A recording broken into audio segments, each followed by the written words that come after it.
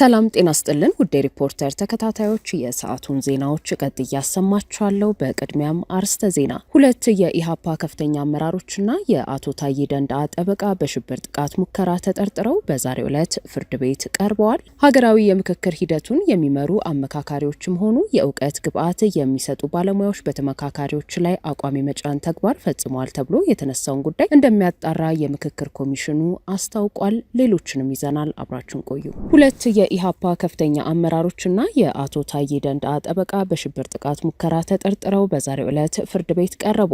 መርማሪ ፖሊስ በሶስቱ ተጠርጣሪዎች ላይ የ14 ቀናት የምርመራ ጊዜ እንዲፈቀድለት ጠይቋል። ተጠርጣሪዎቹ የኢትዮጵያ ሕዝባዊ አብዮታዊ ፓርቲ ኢሃፓ የህዝብ ግንኙነት ኃላፊ አቶ ይስሐቅ ወልዴ፣ አቶ አበበ አካሉና የህግ ባለሙያና የቀድሞ የሰላም ሚኒስትር ዴኤታ አቶ ታዬ ደንደአ ጠበቃ አቶ አበራ ንጉስ ሲሆኑ ከህወሓት ከሌሎች ጸረ ሰላም ኃይሎችና ጽምዶ ከተባለ ትብብር ጋር በመተባበር በአዲስ አበባ ከተማ አባላትን በመመልመልና በማደራጀት ተጠርጥረው ዛሬ ሐምሌ 29 ቀን 2018 ዓ.ም በፌዴራል ከፍተኛ ፍርድ ቤት ልደታ ምድብ አንደኛ የጊዜ ቀጠሮ ችሎት ቀርበዋል። አቶ ይስሐቅ ወልዳይና አቶ አበራ ንጉስ ሰኞ ሐምሌ 27 ቀን 2018 ዓ.ም በፖሊስ ቁጥጥር ስር የዋሉ ሲሆን አቶ አበበ አካሉን በቁጥጥር ስር መዋላቸውን መዘገባችን ይታወሳል። ተጠርጣሪዎቹ ዛሬ ረቡዕ ሐምሌ 29 ቀን 2018 ዓ.ም በፌዴራል ከፍተኛ ፍርድ ቤት ልደታ ምድብ አንደኛ የጊዜ ቀጠሮ ችሎት የቀረቡ ሲሆን የምርመራ መዝገቡን የሚያጣራው የፌዴራል ፖሊስ በሰዎች ላይ ተጨማሪ ምርመራ ለማካሄድና ማስረጃዎችን ለማደራጀት የ14 ቀናት የምርመራ ጊዜ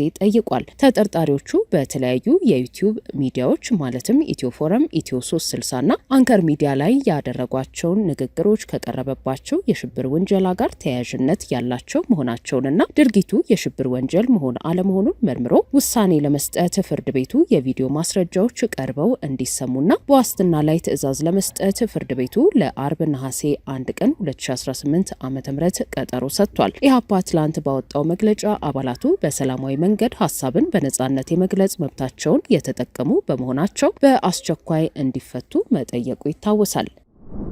ሀገራዊ የምክክር ሂደቱን የሚመሩ አመካካሪዎችም ሆኑ የእውቀት ግብዓት የሚሰጡ ባለሙያዎች በተመካካሪዎች ላይ አቋም የመጫን ተግባር ፈጽመዋል ተብሎ የተነሳውን ጉዳይ እንደሚያጣራ የምክክር ኮሚሽኑ አስታወቀ። እስከ ዛሬ በነበረው የምክክር ሂደት ውስጥ የተወሰኑ የስነ ምግባር ጥሰቶች ተከስተው እንደነበርም ጠቁሟል። የሀገራዊ ምክክር ኮሚሽኑ ዋና ኮሚሽነር ፕሮፌሰር መስፍን አርአያ ዛሬ ለጋዜጠኞች በሰጡት መግለጫ ላይ የምክክር ሂደቱን የሚመሩ አመካካሪዎች በተመካካሪዎች ላይ አቋም የመጫን ተግባር ይፈጽማሉ ተብሎ ለቀረበላቸው ጥያቄ የተባለው ነገር ተከስቶ ከሆነ ትክክል አይደለም ብለዋል። አመካካሪዎችና የእውቀት ግብዓት የሚሰጡ ባለሙያዎች ለተመካካሪዎች መስጠት የሚገባቸው ግብዓት ትክክለኛውን አቅጣጫ ማሳየት እንጂ አቋም እንዲይዙ ማድረግ በጭራሽ አይፈቀድላቸውም ያሉት ዋና ኮሚሽነሩ በዚህ በኩል ሂዱ የሚል ነገር ተነስቶ ከሆነ ትክክል አይደለም፣ ይህንን እያጠራን ነው ብለዋል። ተመካካሪዎች የራሳቸው እውቀትና አቅጣጫ ያላቸው በመሆናቸው የሚጠመዘዙ አይደሉም። የግል ወይንም የአካባቢ ብሶቶችን ይዘው ቢመጡም ዋና ማዕከላቸው ግን ኢትዮጵያ መሆኗን እንደሚገነዘቡ ገልጸዋል። ዋና ኮሚሽነሩ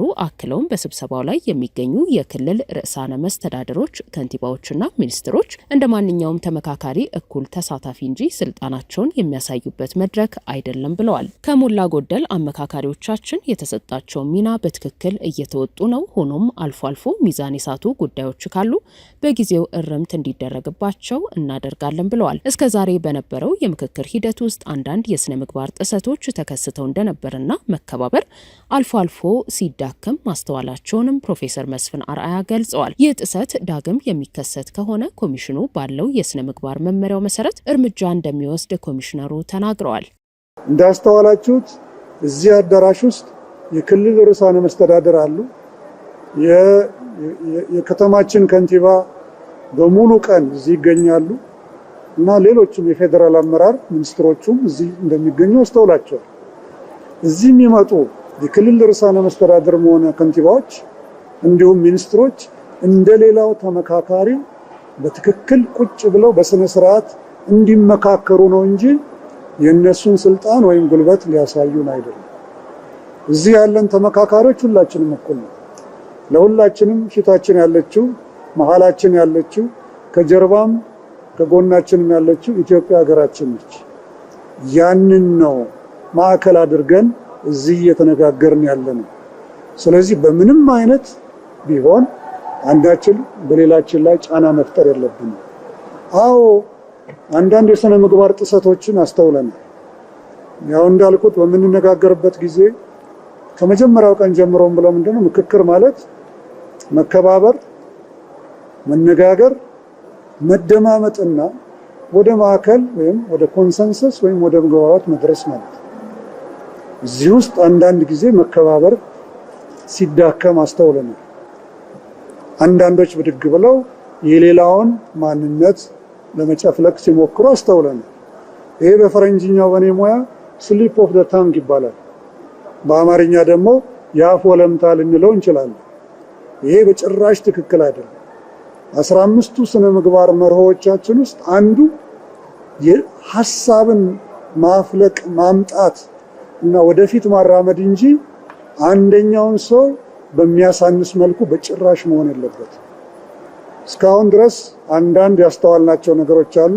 ለወደፊት ግን በኮድ ኦፍ ኮንዳክታችን ወይም በስብሰባ ስነ ምግባር መመሪያችን መሰረት እርምጃ የምንወስድ ይሆናል።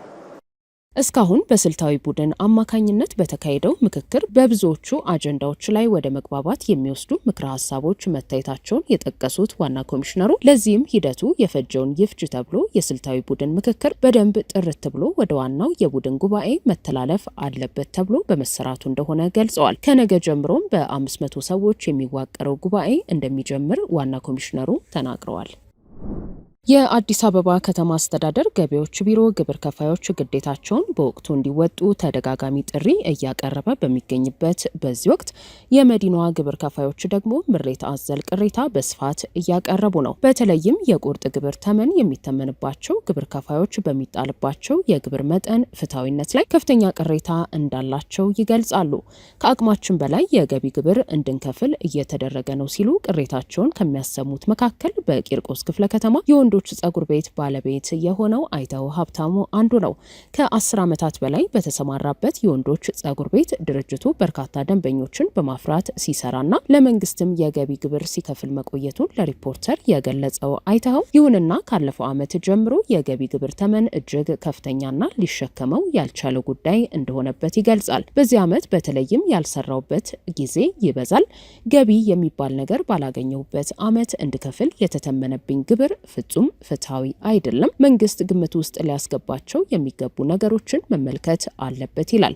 ቅሬታ አቅራቢው አይተው እንደሚገልጸው የንግድ ድርጅቱ በኮሪደር ልማት ምክንያት አገልግሎት ሳይሰጥ በመቆየቱ ከገቢ ይልቅ ወጪው እንደሚበልጥ ይናገራል። የገቢ ግብር መክፈል ግዴታዬ እንደሆነ አውቃለሁ። ከ10 ዓመት በላይም ግብር በታማኝነት ስከፍል ቆይቻለሁ። ለኮሪደር ልማት ተብሎ በአካባቢያችን ግንባታ ሲካሄድም ተባባሪ ሆኜ የስራ ቦታዬን ሁሉ ዘግቻለሁ። ሲያልቅ እኛኑ እንደሚጠቅም በማሰብ በመንገድ መዘጋት ደንበኞች ስለማይመጡ ጸጉር ቤቱ ለወራት ያህል አገልግሎት ሳይሰጥ ቆይቷል ይላል። የኮሪደር ልማቱ ከተጠናቀቀ በኋላ ለ3 ወራት ያህል ብቻ አገልግሎት መስጠቱን የሚገልጸው አይተው ሀብታሙ እንደገና አገልግሎት መስጠት ከጀመረ በኋላ የቀድሞ አይነት የደንበኞቹን ቁጥር ማግኘት እንዳልቻለ፣ የሰራተኞቹን ብዛት ከ5 ወደ 3 እንደቀነሰ ይገልጻል። ገና ስራውን መስራት እንደጀመርን የመጣብን ዓመታዊ የገቢ ግብር ተመን ፍጹም ፍትሐዊ አይደለም ብሏል። በመዲናዋ በኮሪደር ልማት ምክንያት የተዘጉና አገልግሎት ሳይሰጡ የቆዩ ድርጅቶችን የስራ ገቢ ግምት ውስጥ ያስገባ ፍትሐዊ ግብር ተመን እንዲተመንም ጠይቋል። የአዲስ አበባ ገቢዎች ቢሮ የግብር ከፋዮችን ቅሬታ አቅራቢዎች የሚያስተናግድበት አሰራር መኖሩን በመጥቀስ ቅሬታውን አቅርቦ እንደሆነ ተጠይቆ ቅሬታዬን አቅርቤያለሁ፣ ነገር ግን ተገቢውን ፍትህ አገኛለሁ ብዬ አላስብም ይላል። ለዚህም ደግሞ ባለፈው ዓመት በተመሳሳይ ሁኔታ ከፍተኛ ግብር እንደተጣለበት በመግለጽ ላቀረበው ቅሬታ ተገቢ ምላሽና መፍትሄ አለማግኘቱን ይጠቅሳል።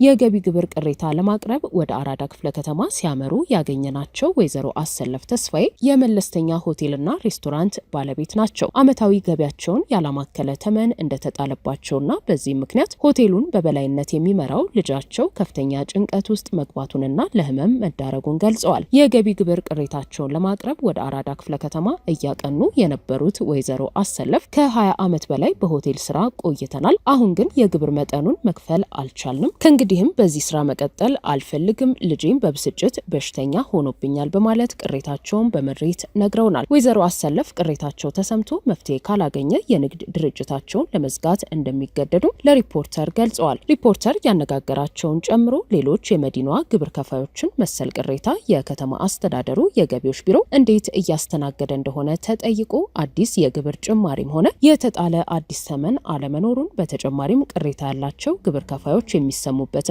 ማጣራት ተደርጎ መፍትሄ የሚያገኙበት ስርዓት ስለመኖሩ ምላሽ ሰጥቷል። የአዲስ አበባ ገቢዎች ቢሮ የኮሚኒኬሽን ዳይሬክተር ሰውነት አየለ በሰጡን ምላሽ የአዲስ አበባ ከተማ አስተዳደር ገቢዎች ቢሮ በከተማ አስተዳደሩ ከንቲባ በተቀመጠ አቅጣጫ መሰረት ግብርን በፍትሐዊነት ለመሰብሰብ ጥረት እያደረገ ነው። ይሁንና ቅሬታዎችም በተለይም ግብር በዛብን፣ ከአቅሜ በላይ ነው የሚሉ ይኖራሉ።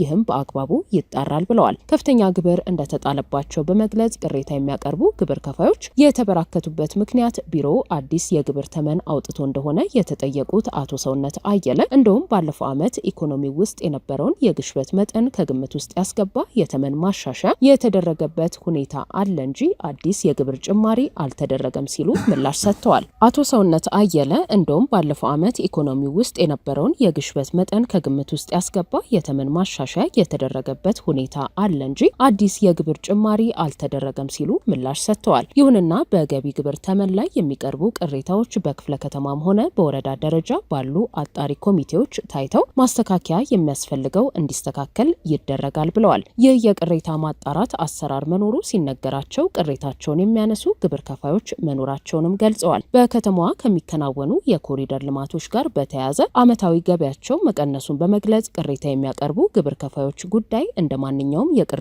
አይነት የሚታይ እንጂ በልዩ ሁኔታ የሚስተናገድበት አሰራር እንደሌለም አቶ ሰውነት አስረድተዋል። ከኮሪደር ልማት ጋር በተያያዘ የፈረሰ ነገር ካለ፣ የተጎዳም ነገር ካለ ቅሬታው ይታያል፣ ይጣራል። በኮሪደር ልማትም ሆነ በግብር ግመታ በየትኛው መነሻ ቢሆን ቅሬታ ያለው አካል ካለ ቅሬታው ተጣርቶ ምላሽ ይሰጠዋል። በዚህ አሰራር ቅሬታ አቅርበው ጉዳያቸው ተጣርቶ መፍትሄ ያገኙ ግብር ከፋዮችን ብዛትና ተያያዥ መረጃዎችን በተመለከተም በቅርቡ በመገናኛ ብዙሃን ይፋ እንደሚሆን የአዲስ አበባ ገቢዎች ቢሮ የኮሚኒኬሽን ዳይሬክተር ሰውነት አየለ ለሪፖርተር ገልጸዋል። ውድ የሪፖርተር ተከታታዮች የሰዓቱ ዜናዎቻችን እነዚህ ነበሩ። ስላደመጣችሁን ከልብ እናመሰግናለን።